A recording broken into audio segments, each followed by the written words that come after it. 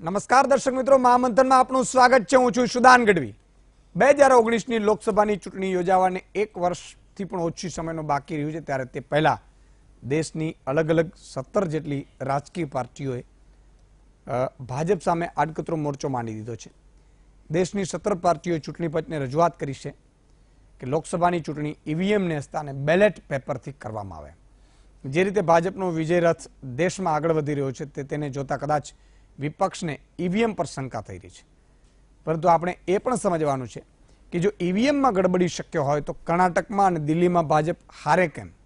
તે સાથે જ એક સવાલ પણ ઉપસ્થિત થાય છે કે શું ઈવીએમમાં ગડબડી શક્ય છે કે કેમ? અને આ તમામ બાબતો પર છે આજનું મહામંથન મારી સાથે.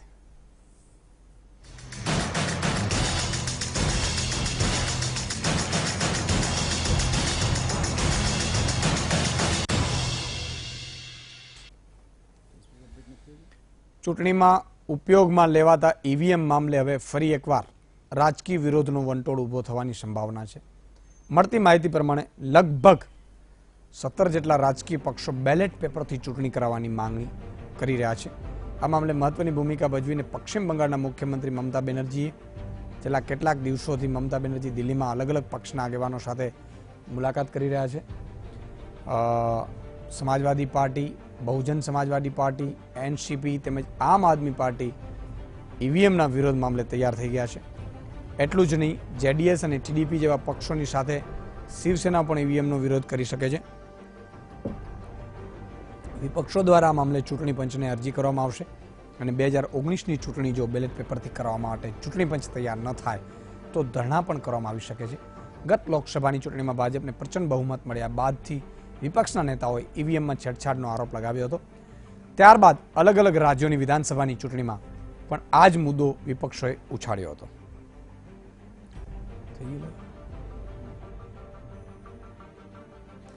મિત્રો, ઈવીએમને લઈને 17 જેટલી પોલિટિકલ જે વિપક્ષની પાર્ટીઓ છે એ ઉઠી છે સામે અને મોરચો માંડ્યો છે અને ચૂંટણી પંચને રજૂઆત કરી છે કે ઈવીએમની જગ્યાએ બેલેટ પેપરથી મતદાન કરવામાં આવે.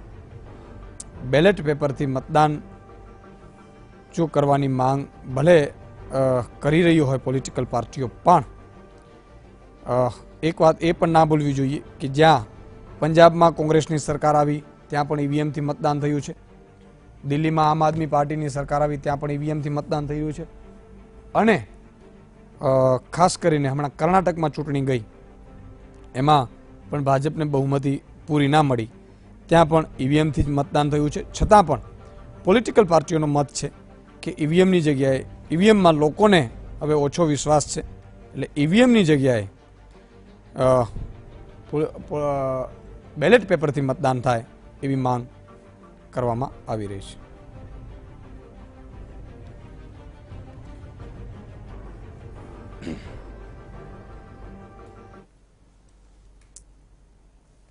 મિત્રો, ઈવીએમ મશીનથી જ્યારે ચૂંટણી કરવાની આવી થોડા સમય પહેલાંથી આપણે ચાલુ કર્યું ત્યારે એક એવી ડિમાન્ડ પણ હતી. પહેલાં આપણે બેલેટ પેપરથી કરતા હતા, એમાં બેલેટ પેપર ઉપર આપણે અંગૂઠો મારી અને બધી આખી ચૂંટણી પંચ જે વિધિ હતી એ વિધિ પૂરી કરતા હતા. હવે બટન દબાવીએ છીએ, અંગૂઠો જ રહે છે પણ બટન દબાવીએ છીએ. પણ ઈવીએમમાં ગડબડી થતી હોવાના આક્ષેપ છે એ વારંવાર લાગી રહ્યા છે. સુબ્રમણ્યમ સ્વામી શરૂઆતમાં જ્યારે ભાજપના નેતા નહોતા એ પહેલાં અલગ હતા, જનતા દળના નેતા, એક જ સીટ હતી એની લગભગ, અને એમણે પણ આ મુદ્દો જ્યારે ઉઠાવ્યો હતો પછી ત્યારે કોંગ્રેસની સરકાર હતી, ત્યારબાદ ભાજપની સરકાર આવી, એટલે ભાજપની સરકાર વિરુદ્ધ હવે ઈવીએમને મુદ્દે 17 જેટલી પોલિટિકલ પાર્ટીઓએ જંગ છેડ્યો છે. પોલિટિકલ પાર્ટીઓનું માનવું છે કે ઈવીએમ મશીન છે એમાં ગડબડી શક્ય છે, એટલે કે મત છે એ પ્રોપર નથી જતું. ખરેખર ઈવીએમમાં ગડબડી શક્ય છે ખરી? આપણે જાણવાની કોશિશ કરીશું.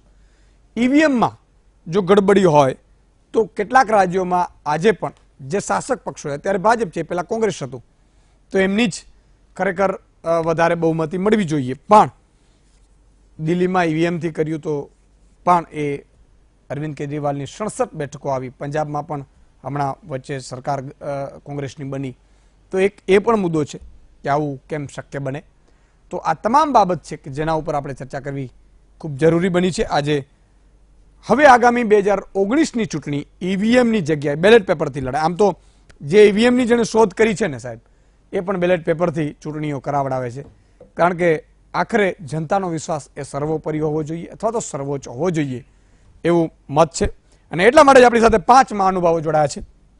જગદીશભાઈ ભાવસાર ભાજપના નેતા છે, કૈલાસભાઈ ગઢવી કોંગ્રેસના નેતા છે, રાહુલભાઈ મહેતા ઈવીએમ એક્સપર્ટ છે, અતુલભાઈ પટેલ ઈવીએમની મુહિમ છેડનાર છે. હવે કોંગ્રેસમાં જો કે જોડાયા છે, પણ અત્યારે આપણે ઈવીએમની મુહિમ છેડનાર તરીકે આપણે એને લેશું. અને રજનીકાંતભાઈ દેસાઈ રાજકીય વિશ્લેષક આપણી સાથે જોડાયા છે. 5 મહાનુભાવોનું ખૂબ ખૂબ સ્વાગત છે. જે રીતે આ ચર્ચા થઈ રહી છે એ ચર્ચાનો ઉદ્દેશ્ય એ છે કે ખરેખર જનતા શું માની રહી છે, લોકો શું ઈચ્છી રહ્યા છે, પોલિટિકલ પાર્ટીઓ શું ઈચ્છી રહી છે. એટલે હું શરૂઆત કરીશ રાહુલભાઈ આપથી કે ઈવીએમનો કેમ વિરોધ થઈ રહ્યો છે? શું ઈવીએમમાં ખરેખર ગડબડી થવી શક્ય છે, અને શક્ય છે તો કઈ રીતે? ઈવીએમની વિરુદ્ધ મેં સૌ પહેલા આર્ટિકલ લખ્યું હતું 1989માં આઈઆઈટી 4th યરમાં હતો ત્યારે. એના પછી મેં એક જાહેરાત આપી હતી ઈવીએમની વિરુદ્ધ ઇન્ડિયન એક્સપ્રેસમાં જુલાઈ 2009માં.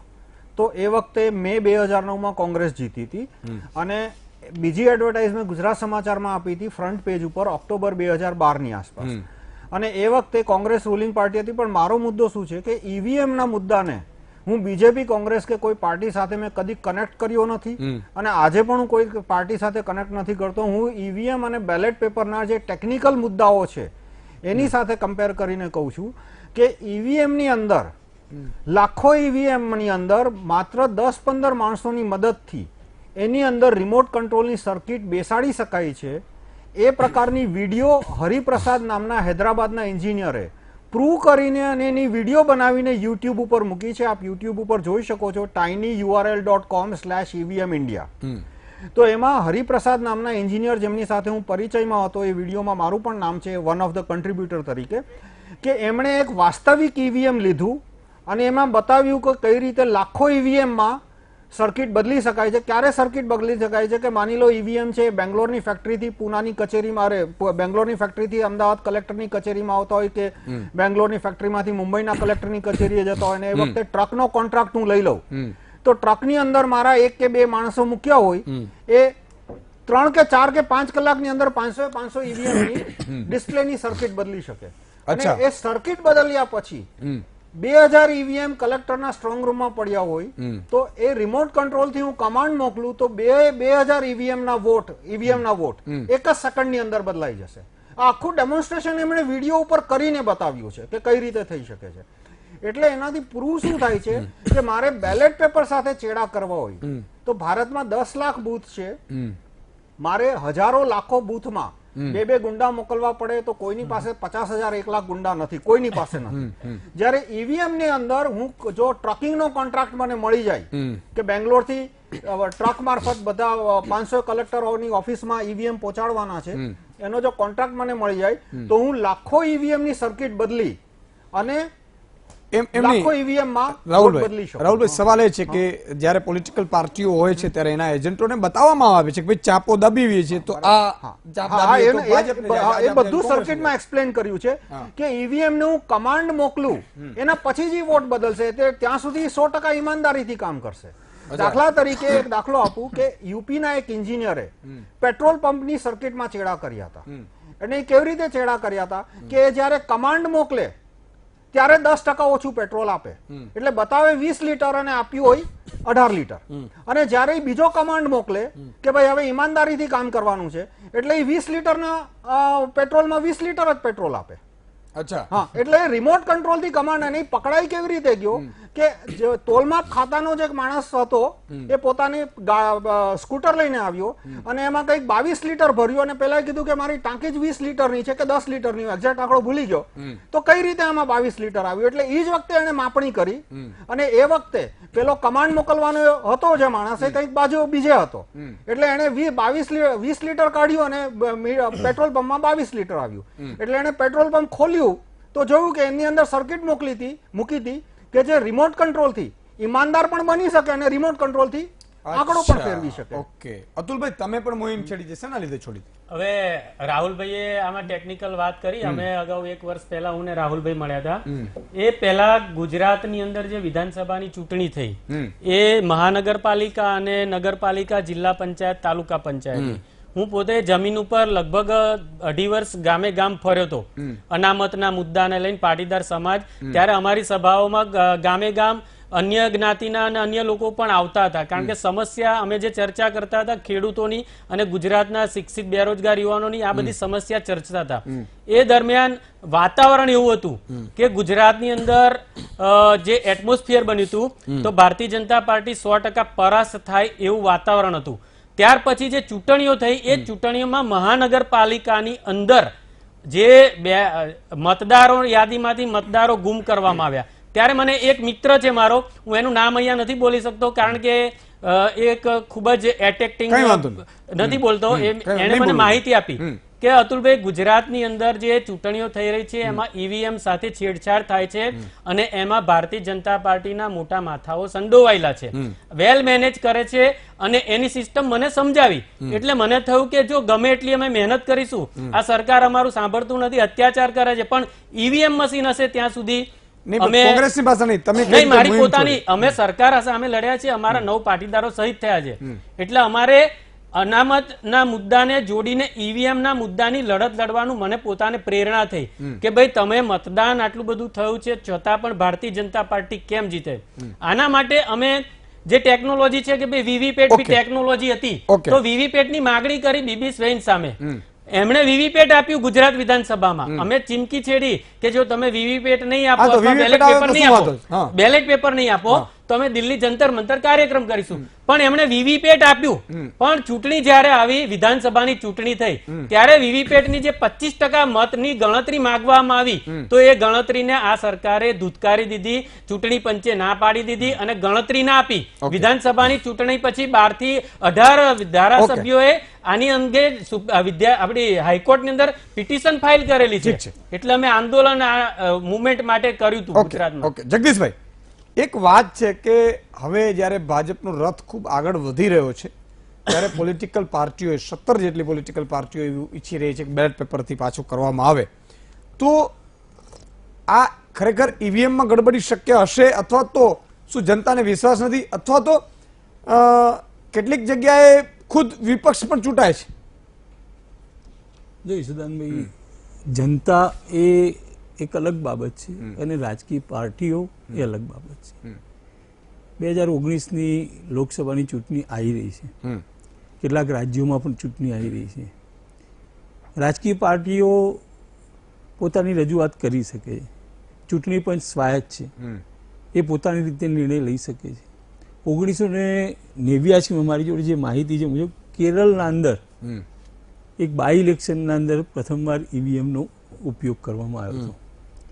2004ની લોકસભાની ચૂંટણીના અંદર દેશના કેટલાક ક્ષેત્રોના અંદર ઉપયોગ કરવામાં આવ્યો અને 2009થી આ દેશના અંદર બધી જ વિધાનસભાની ચૂંટણી હોય કે લોકસભાની ચૂંટણી હોય, ઉત્તર પ્રદેશમાં હમણાં જે નગરપાલિકા અને પંચાયતની ચૂંટણી થઈ ત્યાં આગળ 2 મત આપવાના હતા, ત્યાં આગળ બેલેટ પેપરનો ઉપયોગ થયો હતો.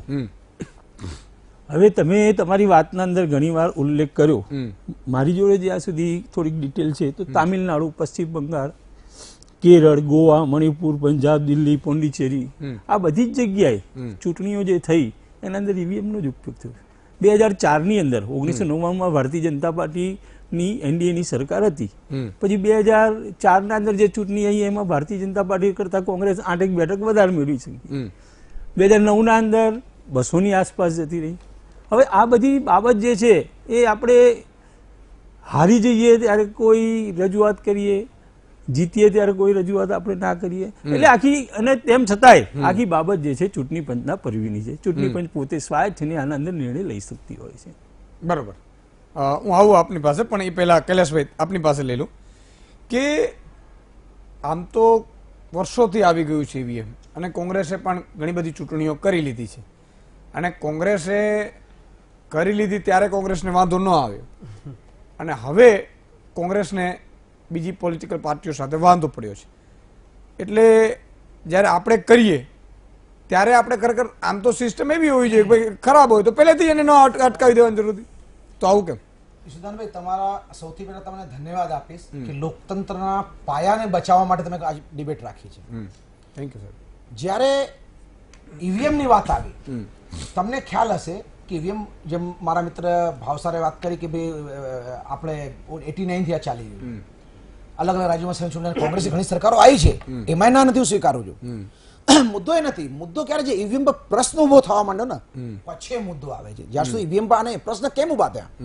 યુપીના લોકલ ઇલેક્શનમાં એક કેન્ડિડેટ પોતે ચૂંટણી લડતો હતો, એને પોતાના મત નતા, ઇલેક્શન ચૂંટણી અપક્ષ હતો, એને પોતાના મત નથી મળ્યા, બરાબર. એ જ રીતે એક કેન્ડિડેટ વિધાનસભામાં યુપીમાં એમ કહે છે કે મારા પરિવારના 24 સભ્યો છે, શું એક જણે પણ મને મત ના આપ્યો? એના વોર્ડમાં એને એક મત નથી મળતો, એવી પરિસ્થિતિ થાય છે. એટલે કહેવાનો મતલબ શું, ક્યાંક આજે દુનિયાનો સૌથી રિસ્પેક્ટેડ, ઇજ્જતદાર ને મહત્વપૂર્ણ લોકતંત્ર ભારતમાં છે, અને એ લોકતંત્ર માન સન્માનને સાચવવા માટે આપણે બહુ જરૂરી છે કે જે લોકતંત્રની પ્રક્રિયામાં આવવાળા કોઈ પણ મુદ્દા હોય અને એને પર પ્રશ્નાર્થ ઉભા થાય તો એને સહજ બનાવવો જોઈએ. હવે વાત આવી ઈવીએમ. જ્યારે ઈવીએમ નો પ્રશ્નો ઉભા થયા તો ઇલેક્શન કમિશને એક બહુ સારો ઓપ્શન આપ્યો કે વીવીપેટ નો ઉપયોગ કરીએ. હવે એના બે ફેક્ટર બતાવો તમે વીવીપેટના. ગુજરાતની ચૂંટણીમાં જ્યારે વીવીપેટનો ઉપયોગ થયો ત્યારે અમે સુપ્રીમ કોર્ટમાં ગયા અને અમે સુપ્રીમ કોર્ટને રિક્વેસ્ટ કરી કે તમે અમને વીવીપેટની કાઉન્ટિંગનો રાઈટ દો. કારણ કે ઈવીએમ નો મશીનમાં મત નાખ્યા, ક્યાં ગયા ન ગયા ખબર નથી પડતી, એટલે ઓપ્શન કીધું તમે પ્રિન્ટ નીકળે, પ્રિન્ટમાં દેખાય તમને આમ દબાવો એટલે કે કયા પક્ષે તમે મત આપો, જેમ પંજો દેખાય પછી કટ થઈને અંદર સ્લીપ જાય. એ સ્લીપનો જ્યારે એનો ઓપ્શન જ તમે સ્લીપ આપી હોય તો સ્લીપની કાઉન્ટિંગ થવી જોઈએ 100%, કોઈ બી પ્રશ્ન ઉભો કરે તો. પણ ત્યારે સુપ્રીમ કોર્ટે એવું કીધું કે તમે કોઈ પણ સીટ ઉપર તમને એવું લાગે કે એમાં પ્રશ્નાર્થ છે તો તમે રીકાઉન્ટિંગ માંગજો, ત્યાં તમે વાંધો લેજો, અમે પાછળથી કોર્ટમાં જોશું કે થાય એવું છે કે નથી. અને એવા ગુજરાતમાં 24 કેસ વિધાનસભાના પેન્ડિંગ પડ્યા છે હાઈકોર્ટમાં. પણ એના સાથે સાથે કર્ણાટકની ચૂંટણી બહુ જ ઇન્ટરેસ્ટિંગ વાત હતું. આપણે બધા જોતા હતા કર્ણાટક પરિણામોને.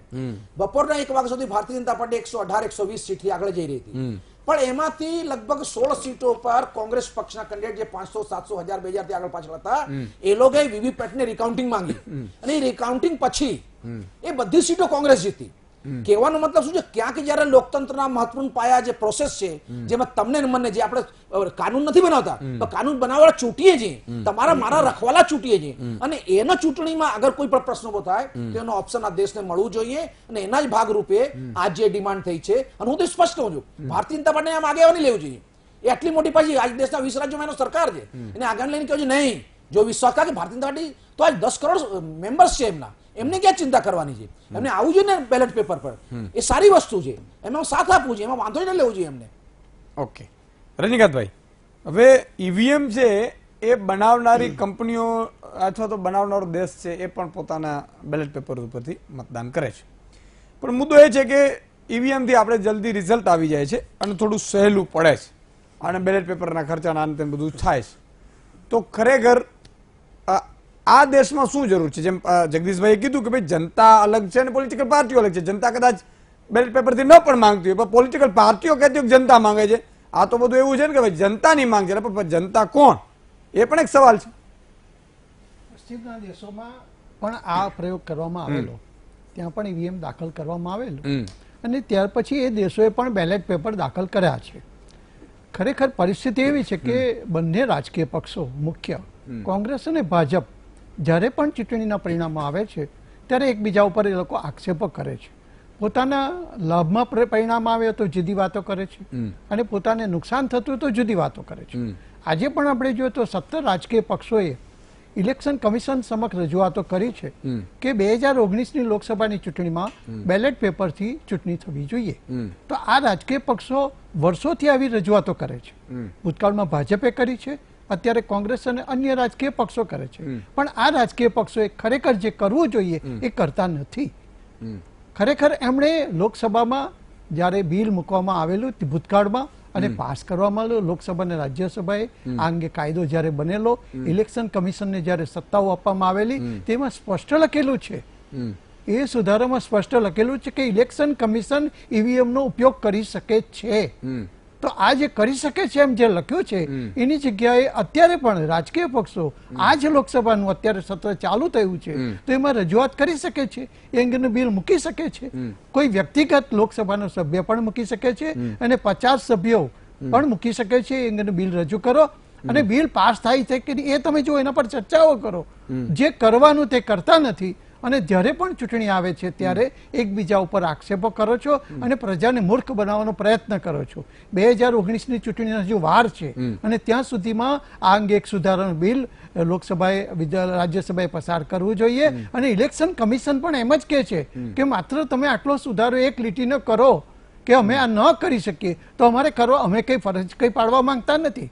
આ તો કાયદાએ આવી છૂટ અમને આપેલી છે કે તમે ઇલેક્શન કમિશન એનો ઉપયોગ કરી શકે છે તો અમે કરીએ છીએ, એમાં કશું જ ખોટું નથી. એ ભાજપ જ્યારે સત્તા પર આવે છે ત્યારે કોંગ્રેસ એનો આક્ષેપ કરે છે અને કોંગ્રેસ પર આવે છે ભાજપ કરે છે. ખાસ કરીને 2004ની લોકસભાની ચૂંટણી અને ત્યાર પછી 10 વર્ષ સુધી કોંગ્રેસ સત્તા પર આવી ત્યારે પણ બેલેટ પેપરનો ઉપયોગ ઈવીએમનો ઉપયોગ થયો હતો અને ત્યાર પછી જે ચૂંટણીઓ થઈ અત્યાર સુધીમાં એમાં પણ ઈવીએમનો ઉપયોગ થયો છે. હવે આક્ષેપો કરવા કરતા મુખ્ય કામ જે કરવું જોઈએ એ કરવું જોઈએ કે લોકસભા રાજ્યસભામાં એ અંગેનું બિલ પાસ કરો અને ચૂંટણી કમિશન તો સ્વાયત્ત સંસ્થા છે, એ પોતે ઈરાદાપૂર્વક કશું જ ખોટું કરતું નથી. બિલકુલ બિલકુલ. મિત્રો, આમ તો આજે વિજયભાઈ રૂપાણીનો જન્મદિવસ છે એટલે વીટીવી બધા ગુજરાતની જનતા 6.5 કરોડ જનતા સાથે શુભેચ્છા પાઠવવાની છે. સાથે સાથે અત્યારે જે બ્રેકિંગ આવી રહ્યા છે એમાં એવા છે કે કોર્પોરેટરોના પગારમાં 4 ગણો વધારો કરી દીધો છે. એટલે 3000 મળતા હતા એ નાના સિટીમાં 7000 અને બાકીનામાં 12000 છે લગભગ.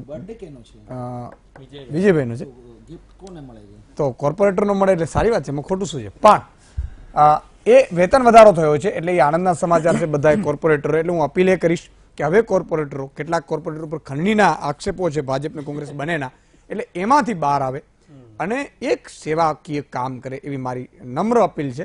કારણ કે તમને પણ હવે અમે પગારમાં ગણી લીધા છે.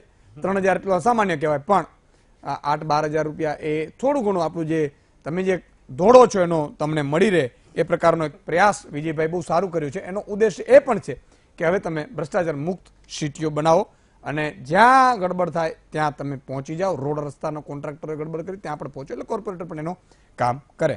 રાહુલભાઈ, ફરી આપની પાસે આવવા માંગુ છું.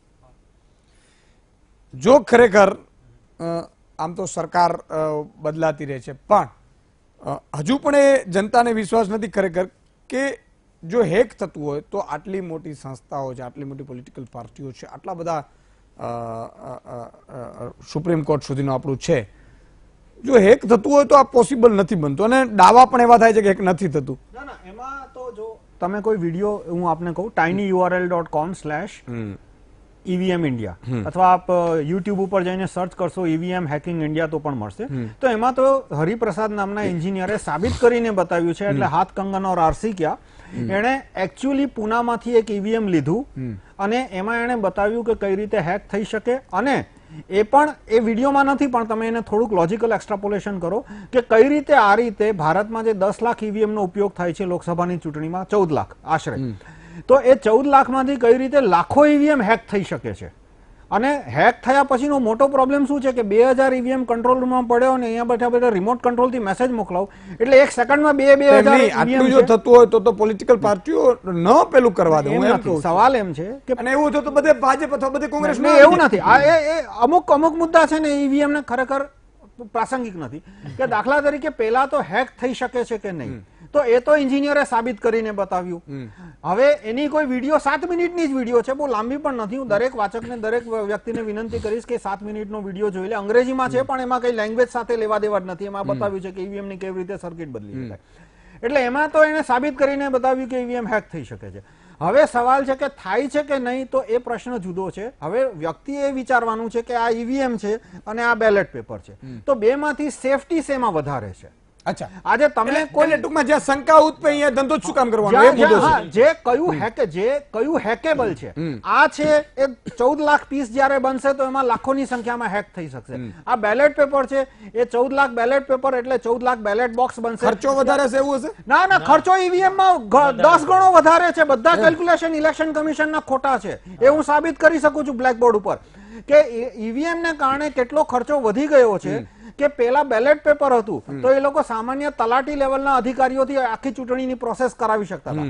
હવે આજે તમને ચૂંટણી આવે છે તો તમને બેંકમાં પાટિયા જોવા મળશે કે સ્ટાફ ઇલેક્શન ડ્યુટી પર ગયો છે એટલે આજે ડ્રાફ્ટ નહીં નીકળે કે ચેકબુક પ્રિન્ટ નહીં થાય. શું કામ? કેમ કે ઈવીએમ ને એડમિનિસ્ટર કરવું એટલું બધું અઘરું છે કે એમના જે તલાટી લેવલના અધિકારીઓ કરી નથી શકતા એટલે એમણે બેંકમાંથી અધિકારી બોલાવવો પડે છે. પછી જે બેંકમાંથી અધિકારી આવે છે ઇલેક્શન શું કમિશન કહે છે કે અમે તો એને દિવસના 1000 આપીએ છીએ. અરે ભાઈ, એનો પગાર દિવસનો 3000 છે, તમે ઇલેક્શન કમિશન એને 2000 આપે છે, એ 1000 આપે છે, એટલે બેંક એને 2000 આપે છે. કેમ કે પેલા ને તો 3000 આપવા જ પડે, એનો એક દિવસ ગયો છે. એટલે એ રીતે તમે ઈવીએમ નો ટોટલ કેલ્ક્યુલેશન કરો કે એમ્પ્લોયી કોસ્ટ કેટલી આવે છે, મેન્ટેનન્સ કોસ્ટ કેટલી આવે છે, તો પેપર બેલેટ કરતા એનો ખર્ચો 10 ગણો વધારે આવે છે. બીજું જે કહે છે કે એનાથી કાઉન્ટિંગ ઝડપથી થાય છે, એ વાત ખોટી છે.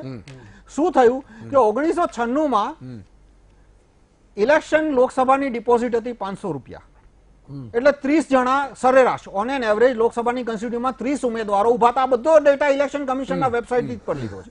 એ ડિપોઝિટ એમણે વધારે કરીને જ્યારે ઈવીએમ આવ્યા ત્યારે ડિપોઝિટ વધારી દીધી 5000. એટલે ઉમેદવારોની સંખ્યા 23 થી ઘટીને થઈ ગઈ on an average Lok Sabha constituency 9. એટલે ઓટોમેટિકલી ગણતરી સહેલી થઈ ગઈ. આજે બેલેટ પેપરમાં 23 ઉમેદવારો એટલે એક છાપા જેવડું બેલેટ પેપર થઈ ગયું. અને ડિપોઝિટ વધારીને જો તમે વ્યાજબી આંકડો મૂકો મોંઘવારી પ્રમાણે, 500 નો આંકડો હતો 1950 માં અને એ જ આંકડો એમણે ચાલુ રાખ્યો 1996 સુધી, એટલે ઉમેદવારોની સંખ્યા 23 સુધી. જો વ્યાજબી ડિપોઝિટ મૂકવામાં આવે તો સરેરાશ એક લોકસભામાં 8-10 મતદારો હશે તો બેલેટ પેપર એક પાના ઘટી જશે અને એનાથી ગણતરી ઝડપી થઈ જશે. એક સાદી વસ્તુ કહું કે આપણે ભાજપ કોંગ્રેસની વાત કરીએ તો જર્મનીમાં જ્યારે આ મુદ્દો ચર્ચાનો ત્યારે તો ત્યાં ભાજપ કોંગ્રેસ નહોતી, એમણે માત્ર ટેકનિકલ મુદ્દા પર જ ચર્ચા કરી અને બેલેટ પેપર એમણે ઈવીએમ એમણે કાઢી નાખ્યું. ઓકે મિત્રો, તમામ બાબતે આવું છું કારણ કે આમાં થોડી કોમર્શિયલ બ્રેક પણ લેવી પડે અતુલભાઈ, કારણ કે મેનેજમેન્ટને જરૂરી છે જગદીશભાઈ આ બાજુ બધું એટલે કોમર્શિયલ એક બ્રેક લઈ લઈ નાનકડું. પણ તમારે ક્યાંય જવાનું નથી, જમવાનું ચાલુ એક પતાવી લીધું તો 2-4 પાણી પી લો અને પછી ફરીથી આ મુહિમમાં જોડીએ છીએ. આપને ફોન લાઈન પણ ખોલીશું, પણ મેં કહ્યું એમ કે આપણો મુદ્દો તમારો લાગણી છે એ છેટ જ્યાં પહોંચાડો પહોંચી શકે એટલા માટે. પણ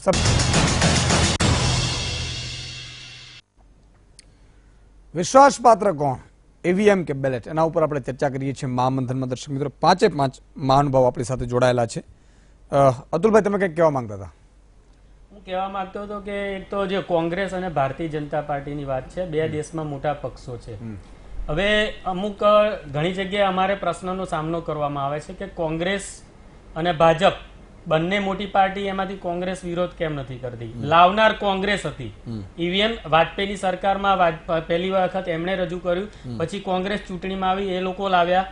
પરંતુ એક આપણે સામાન્ય વાત કરીએ, એક આપણા ઘરનું દ્રષ્ટાંત લઈએ કે આજે જીઓ જે મોબાઈલ આવ્યા છે એમાં 4G સેવા ખૂબ જ સસ્તા ભાવે, મફતના ભાવે ઉપલબ્ધ છે.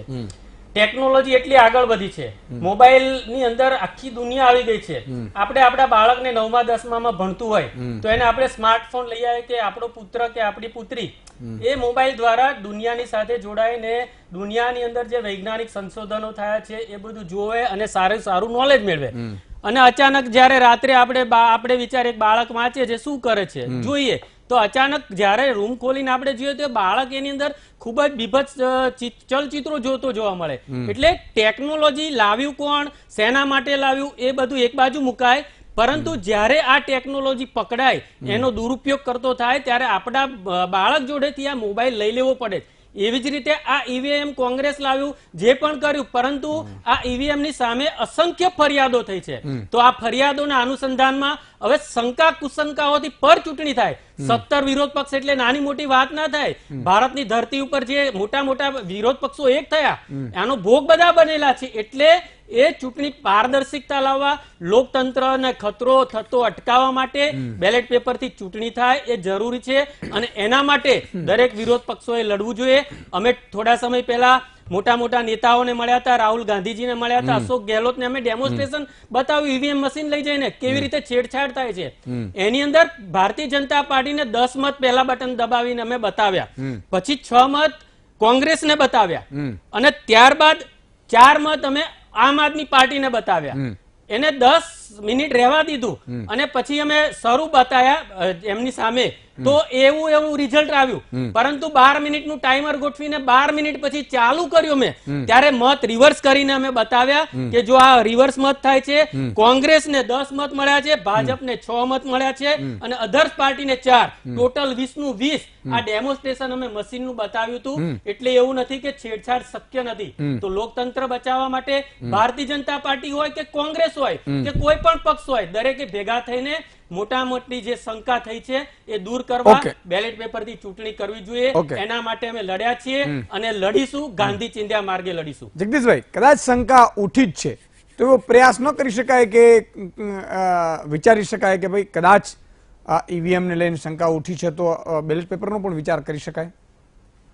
જો આખો મુદ્દો ઈસુદાનભાઈ આ ચૂંટણી પંચનો છે અને ચૂંટણી પંચ સમક્ષ જે સમયે જે રજૂઆત કરવામાં આવતી હતી તેના સંદર્ભમાં વીવીપેટ એક અલગ વ્યવસ્થા આખી એમને ઊભી કરી છે અને એ જે વ્યવસ્થા જે છે એના અંદર લગભગ 9 સેકન્ડ સુધી આપે કોને મત આપ્યો એ ત્યાં આગળ દ્રશ્યમાન થતું હોય છે.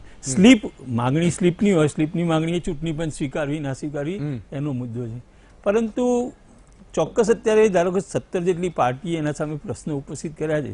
જો ચૂંટણી પંચે વધુને વધુ કેવી રીતે આખી વ્યવસ્થા પારદર્શક થાય, સમાજને અથવા તો ચૂંટણી પંચ છેવટે જે રાજકીય પક્ષો જે પણ સમાજનો જે ભાગ છે એમાં જે વ્યક્તિ કામ કરતા હોય સમાજમાંથી જ આવતા હોય, એટલે કેવી રીતે આખી આ જે શંકાના વાદળો જે છે એ વાદળો દૂર થાય એના માટેની 2019ની ચૂંટણી પહેલા કસરત કરવી જોઈએ અને સમાજની અંદર એક સાંત્વના મળે માટેનો પ્રયત્ન કરવો જોઈએ. બિલકુલ સર. અચ્છા, સવાલ એ છે કૈલાસભાઈ કે કોંગ્રેસના સામે અતુલભાઈ કીધું કે અમે ડેમોન્સ્ટ્રેશન બતાવ્યું છે, કોંગ્રેસ જોઈ રહી છે કે આ આવું છે, તો પછી કોંગ્રેસ વ્યવસ્થિત પહેલ કેમ નથી કરતી કે ઈવીએમમાં ગડબડ જ છે? આટલા મોટા જાણીતા વકીલો છે તમારે, ચિદમ્બરમ ને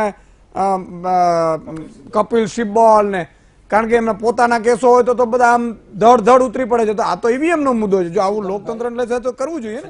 કોંગ્રેસ પક્ષે આના માટે લડાઈ લડી છે અને વીવીપેટ એના કારણે જ આવેલું છે, પણ વીવીપેટ તો કાઉન્ટિંગ નથી થતો એટલે આ બધી કોશિશો ખોટી પડે છે.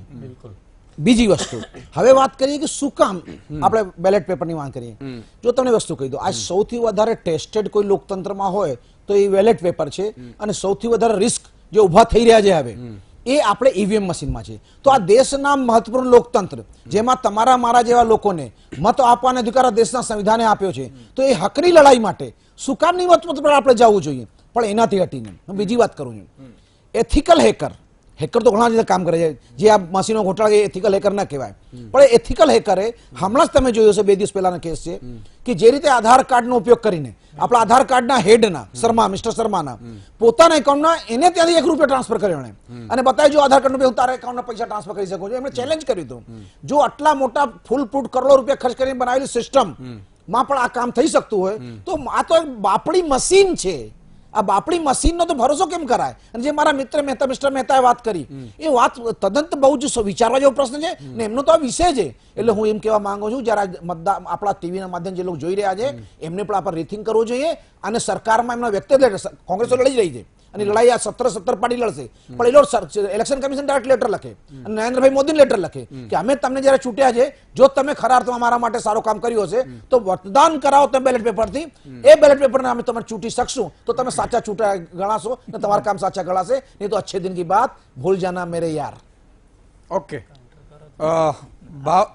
ભાવનગરથી સંજયભાઈ જોડાયા છે આપણી સાથે.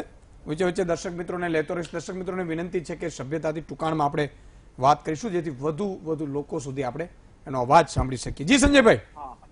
હા ઈશુદાનભાઈ. હાજી બોલો. પહેલા તો તમને ખૂબ ખૂબ અભિનંદન. થેન્ક યુ સાહેબ, થેન્ક યુ. તમે જે મગફળીનું બધું કાલે હું જોતો હતો, બહુ સારું કાર્ય કરો છો. એવી જ રીતે હવે આમાં શંકા છે ઈવીએમ ના, બરાબર છે, તો ઈવીએમ બંધ કરીને બેલેટ પેપર લાવો ને ભાઈ. Okay, thank you. જે રીતે સંજયભાઈ વાત કરી, એક બાવજીભાઈ જોડાયા છે રાજકોટથી. હા ઈશુદાનભાઈ નમસ્તે. નમસ્તે. એ મારે અમારે ભાઈ આવે છે પડદરી તાલુકાના વીમાની વાત કરતા હતા. હા, તે વીમો અમારે મંડળીમાં આવ્યો નથી, બરોબર?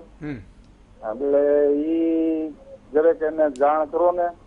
વીમાનું લગભગ 2-4 દિવસમાં કંઈક સારા સમાચાર આવશે એ મને લાગે છે, પણ એના માટે આપણે પ્રયાસ ચોક્કસ કરીશું. બાબુજીભાઈ ખૂબ ખૂબ આભાર. રજનીકાંતભાઈ, આ ઈવીએમ અને આ બેલેટ પેપર એ તો આમ શું કહેવાય કે અત્યારે ઘરોઘર એક ચર્ચાનો વિષય બનાવ્યો છે. ચૂંટણી આવે એટલે જે હારે એમ કે ભાઈ ઈવીએમમાં ગડબડ છે, જે જીતે એમ કે ના ઈવીએમ બરાબર કરી લેતા હતા. આખી શું કહેવાય પેટીઓ છે ને ગુમ થઈ જતી હતી. તો આ સ્થિતિમાં મારે સમજવું છે કે ખરેખર અત્યારે ભારત દેશને શું જરૂરી શું છે. રજનીકાંતભાઈ, હું આવું આપીશ. અત્યારે જે પરિસ્થિતિ છે, પરિસ્થિતિ જોતા ઇલેક્શન કમિશન તો તટસ્થ રીતે ખરેખર ખૂબ જ સુંદર કામ કરે છે. અને ત્યાં સુધી કે વિદેશના ઘણા દેશોએ પણ એની સલાહ પ્રમાણે ત્યાં એમનું તંત્ર લોકશાહીનું ગોઠવેલું છે, ઇલેક્શનનું ગોઠવેલું છે. એટલે ઇલેક્શન કમિશનને અરજી કરવાથી, એને મળવાથી કશું થવાનું નથી. કારણ કે ઇલેક્શન કમિશનને એક ઠરાવ કરીને, બિલ પાસ કરીને તમે સત્તા આપેલી છે કે પોતે નિર્ણય કરી શકે છે શું કરવું તે. એટલે વડાપ્રધાનની ઓફિસે કાગળ લખે કે કોઈ કોંગ્રેસમાં કે કોઈ પણ પક્ષના નેતાઓ લખે, એને કશું જ નહીં થાય. તમારે ઈવીએમ નો જે અત્યારે ઉપયોગ થઈ રહ્યો છે જગ્યાએ બેલેટ પેપરનો તમારે ઉપયોગ કરવો હોય તો તમારે લોકસભામાં એ અંગેનો સુધારો દાખલ કરવો જોઈએ. પહેલી વાત. બીજી વસ્તુ એ છે કે ભૂતકાળમાં જે અનુભવો આપણને થયા છે બેલેટ પેપરના, એ આપે જે ઉલ્લેખ કર્યો એ પ્રમાણે ખરાબ અનુભવો થયેલા છે, અને એ અનુભવને આધારે જ ઇલેક્શન કમિશનમાં અત્યારે ઈવીએમનો ઉપયોગ કરવામાં આવે છે. પણ એમાં બી ઘણા સુધારો થઈ શકે છે, અને એ સુધારા કરીને હવે અગાઉના કરતા મતદારો પણ ખૂબ જ જાગૃત થઈ ગયેલા છે, અને એ જાગૃતિનો બરાબર લાભ મળી શકે. બેલેટ પેપર 2019 ની ચૂંટણી બેલેટ પેપર દ્વારા કરવી જોઈએ, જેથી શું થાય કે આ શંકાથી પર થાય. મુદ્દો આપ ભૂલી ન જાઓ એટલે મને નોટ કરી રાખો. પણ હું બે દર્શક મિત્રો લઈ રામદેવભાઈ જોડાયા છે બાવળિયાથી. જી રામદેવભાઈ. જય માતાજી ઈશ્વરદાનભાઈ. જય માતાજી. ઘણા સમયથી તમને ફોન કરતો હતો, પણ બહુ સારી ડિબેટ કરી. આ દેશની માટે, એક દેશનું ભવિષ્ય, આવનારી પેઢીના ભવિષ્ય માટે આ એક તમે ડિબેટ કરી છે. પણ આની મારી પાસે જાણવા જેવો તો એક ખ્યાલ છે કે આપણી ગુજરાતની 26 સીટ છે, એમાં એક સીટની અંદર 50,000 મતદારો બોગસ છે. બિલકુલ 50,000 મતદારો બોગસ એટલે ડબલ જગ્યાએ નામ ચાલે છે. અનેક વાર અમે ચૂંટણી પંચને ફરિયાદ કરી. મારા જ ગામમાં 500 મત બોગસ હતા, એ કાઢવા માટે મેં ઘણી મહેનત કરી. હજી 250 નીકળ્યા છે, 250 નથી નીકળતા. શહેરમાં ચાલે, ગામડામાં ચાલે, વાપીમાં ચાલે, સુરતમાં ચાલે. અને એ મતદારો કેવા છે જાણવા જેવી વાત છે. કે હું ક્ષત્રિય છું, મારી અટક ચુડાસમા છે, તો ભાવનગરમાં હું ચુડાસમા લખાવું, બાવળિયારીમાં ક્ષત્રિય લખાવું. એ બાજુમાં પટેલ હોય. પણ હવે તો આધાર કાર્ડ સાથે લિંક કરી દેવું જોઈએ ખરેખર, પણ નથી કરતા. એ ખરેખર ચૂંટણી કાર્ડને આધાર કાર્ડ સાથે લિંક કરી દેવું જોઈએ. 2014-15 માં આધાર કાર્ડ લિંક કર્યા પછી આ ખબર પડી કે આવા ડબલ નામ નીકળી જાય છે. એટલે આપણે ગુજરાતના ચૂંટણી પંચે આ બંધ કરી દીધું. 14-15 માં લિંક કર્યા છે. અચ્છા, તો એ એક મુદ્દો તમે પણ ઉઠાવજો ભાઈ, કોંગ્રેસ ને ભાજપ ને બધા જે કાર્યકર્તાઓ છે, કારણ કે આ મુદ્દો એક ગંભીર છે. રાજેશભાઈ ગાંધીનગરથી જોડાય છે. જી રાજેશભાઈ. સુદાનભાઈ જય માતાજી. જય માતાજી ભાઈ. અચ્છા, હવે આપનો જે કાર્યક્રમ છે બરાબર, એ કાર્યક્રમનો મહામંથનનો નહીં, પૂરા VTV નો હું આશિક છું. થેન્ક યુ સાહેબ. અચ્છા, હવે આપના પ્રોગ્રામના પહેલા જે વાયરલ ચાલતું હતું એની અંદર એક સરસ મજાની વાત આવી. એમાં એવું કહેવામાં આવ્યું કે તમારા ઘરનો દરવાજો તોડ્યા વગર, તમારી તિજોરીને તોડ્યા વગર, તમારા બેંકના લોકરને તોડ્યા વગર તમારા પૈસા અધ્ધર થઈ જાય. એટલે આ ડિજિટલ જમાનાની આ વાત છે. હવે એની અંદર મૂળ મુદ્દા ઉપર આપણે આવીએ કે જે રાહુલ મહેતા ઈવીએમ એક્સપર્ટ અને અતુલભાઈ ઈવીએમ આંદોલનકારીની વાત સાથે હું 1000% સહમત છું. Okay, thank you. રાજેશભાઈએ એક વેરી રીતે કીધું કે ભાઈ મુદ્દો એ જ છે. અને મિત્રો, જો VTV હંમેશા મેં કહ્યું એમ કે VTVનો ઉદ્દેશ્ય એ છે કે જનતાના પ્રશ્નો, જનતાની સમસ્યા, જ્યાં કોઈ સરપંચ ન સાંભળે, જ્યાં કોઈ તાલુકા પંચાયતનો પ્રમુખ ન સાંભળે, જિલ્લા પંચાયતનો પ્રમુખ ન સાંભળે, ધારાસભ્યને સાંસદો મોઢું ફેરવે ને એનું જ્યારે VTV બનશે ને, એવી જ રીતે અમદાવાદ, વડોદરા, સુરત, રાજકોટની સોસાયટીઓના જે કોર્પોરેટરો ન સમજતા હોય, જ્યાં મેયર ન સમજતા હોય, જ્યાં અધિકારીઓ ન સમજતા, જ્યાં એન્જિનિયરો મોઢું ફેરવતા, એના માટે વીટીવી છે. અને એટલા માટે આપણે હંમેશા સમસ્યા ઉઠાવીએ છીએ. આપણે ન શાસકનો પક્ષ લઈએ છીએ, ન શાસકનો વિરોધ કરીએ છીએ, ન વિપક્ષનો પક્ષ લઈએ છીએ, ન વિપક્ષનો વિરોધ કરીએ છીએ. એક તલવારની ધાર ઉપર વીટીવી ચાલી રહ્યું છે. અને હું વિશ્વાસ આપું છું કે વીટીવીમાં એક એક ખબર સાહેબ આવશે એ તમારા હિતની હશે. પછી એ શાસકની વિરુદ્ધ હશે તો ચલાવીશ, અને શાસકની ફેવરની હશે તો ચાલશે. એ વિપક્ષની વિરુદ્ધ હશે તો ચાલશે, અને વિપક્ષની ફેવરવાળી હશે તો પણ ચાલશે. આપણો મુદ્દો જનતાનો હિત છે. અને જનતાનો હિત એ જનતા જનાર્દન છે સાહેબ, એ એટલા માટે કે પુણ્ય કમાવા છે. આપણે પુણ્ય સારા કર્મો કરીને કમાવા છે. અને એજન્ડા લઈને કોઈ દિવસ મીડિયા ચાલી ન શકે.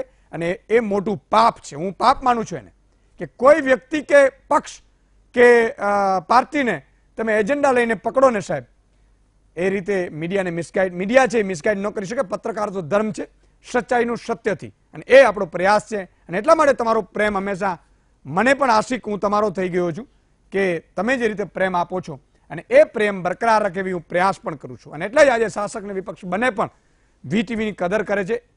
જે લોકો આવે છે એ પણ કદર કરે છે. એ જ આપણો ગુણ છે. વિરામ બાદ મળીએ છીએ. ફોનલાઈન પર ખોલીશું, મિત્રોને પણ લેશું.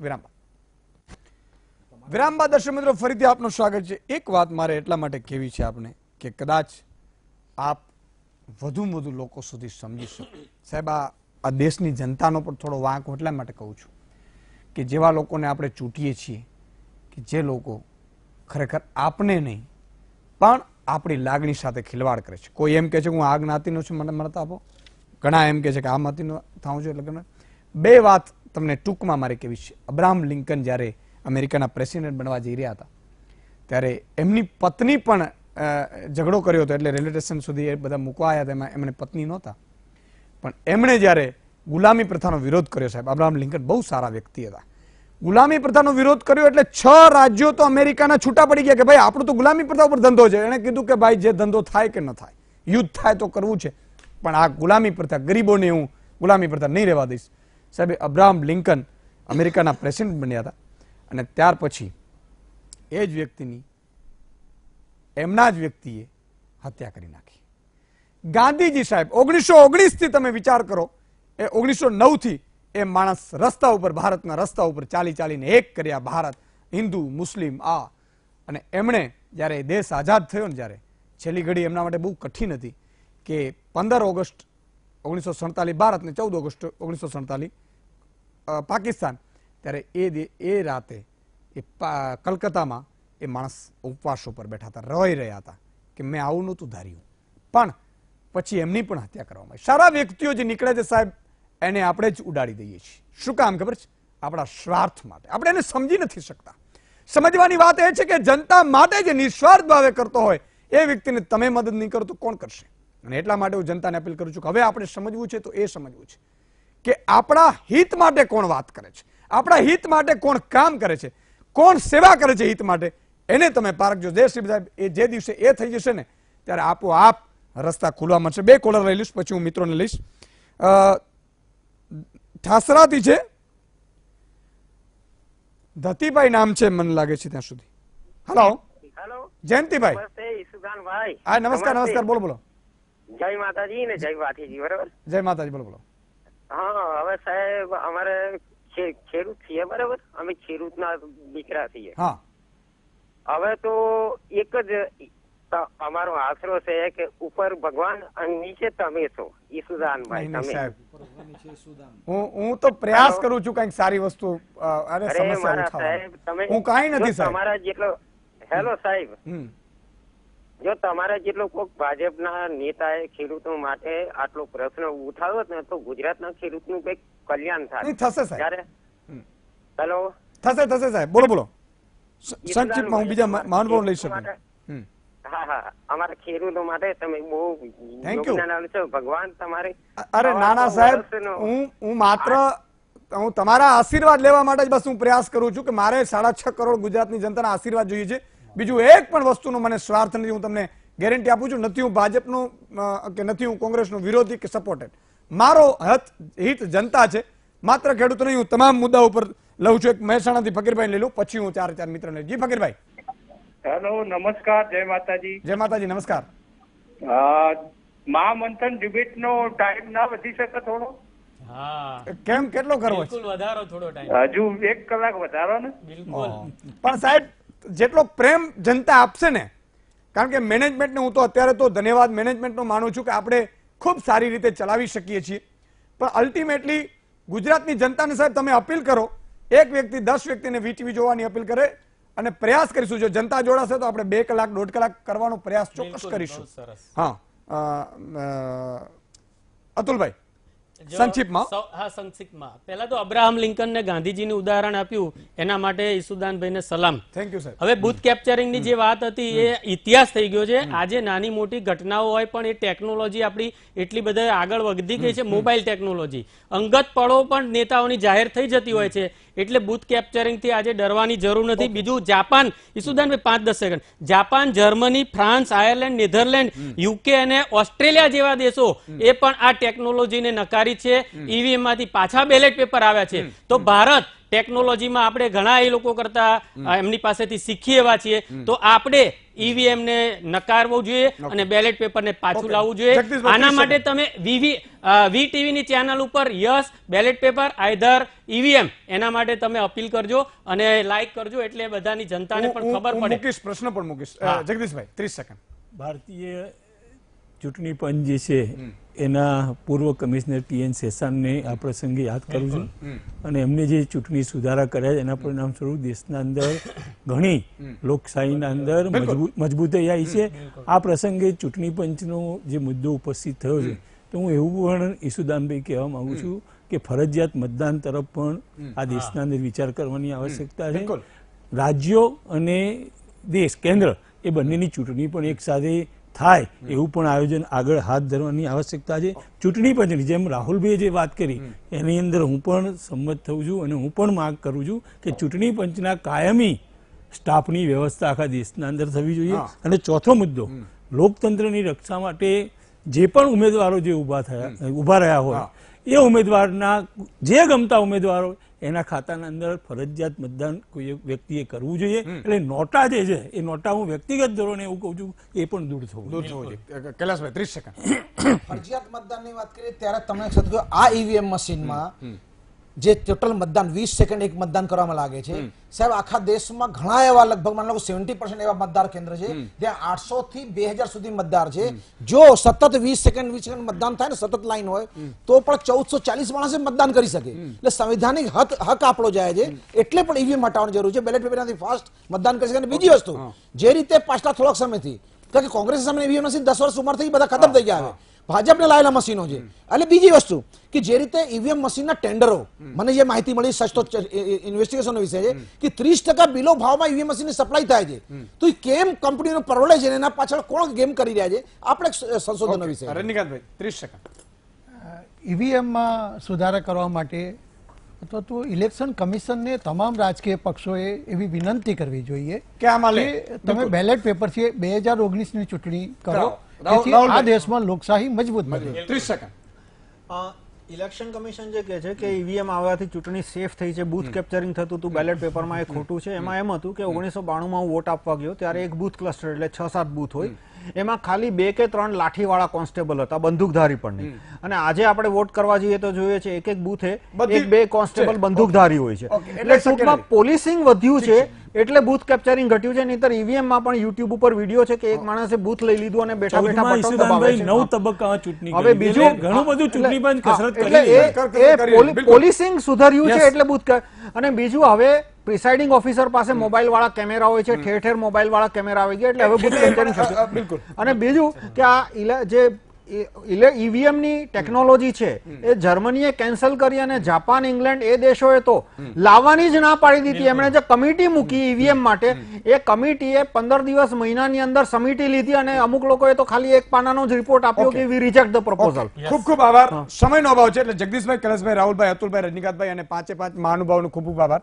ઘણા મિત્રો એવું કહે છે કે સુદાનભાઈ મહામંથનનો ટાઈમ વધારો, તો હું અપેક્ષા એવી રાખું છું કે ચોક્કસ વધારીશ, પણ મારે આમ તો ના કહેવું જોઈએ, પણ અપીલ એટલા માટે કરી રહ્યો છું કે આપનો સહયોગ મારે જોશે. એક વ્યક્તિ 10 વ્યક્તિને વીટીવી જોવાની અપીલ કરે, મહામંથન જોવાની અપીલ કરે, કારણ કે આપ જોડાશો તો મારો સ્વાર્થ એટલો છે કે મને એટલા આશીર્વાદ વધારે મળશે, મારે કશું ઉપર લઈ નથી જવું. જેમ તમે પણ હું ફર્મ છું કે મારે લઈ નથી જવું, મારે ભેગું પણ નથી કરવું. એટલે અપીલ એ કરી રહ્યો છું. બીજું કે અતુલભાઈએ કીધું કે આ પ્રશ્ન તો હું ફેસબુક ઉપર અત્યારે જ આ પ્રશ્ન મુકાવડાવીશ વીટીવીના ફેસબુક પેજ ઉપર, અને એ પેજ ઉપર આ પ્રશ્નમાં તમે ઈવીએમ લાવવું જોઈએ, હટાવવું જોઈએ કે રાખવું જોઈએ, એ મુદ્દે ઉપર આપણે હું પ્રશ્ન મૂકીશ. અને કારણ કે જનતા છે, જનાર્દન એ બહુ મહત્વની છે, તો એના માટે હું પ્રશ્ન મૂકીશ. હમણાં થોડી ક્ષણોમાં આપ એમાં મત કરી શકશો, 2-3 દિવસો, અને પછી પરિણામ પણ જાહેરાત કરીશું આપણે. તો આજે બસ આટલું જ. વીટીવી જોવાની અને જોડાવાની અપીલ કરજો એવી મારી એટલા માટે વિનંતી છે કે આપનો સાથ સહકાર હશે સાહેબ તો મને ખૂબ ઉત્સાહ થાય છે. આપ જેમ મહામંથનને નંબર 1 રાખ્યું છે એમ સમગ્ર વીટીવીને સવાર સાંજ બપોર વીટીવી જોવાની અપીલ કરાવડાવો અને વીટીવીને પણ નંબર 1 રખાવડાવો.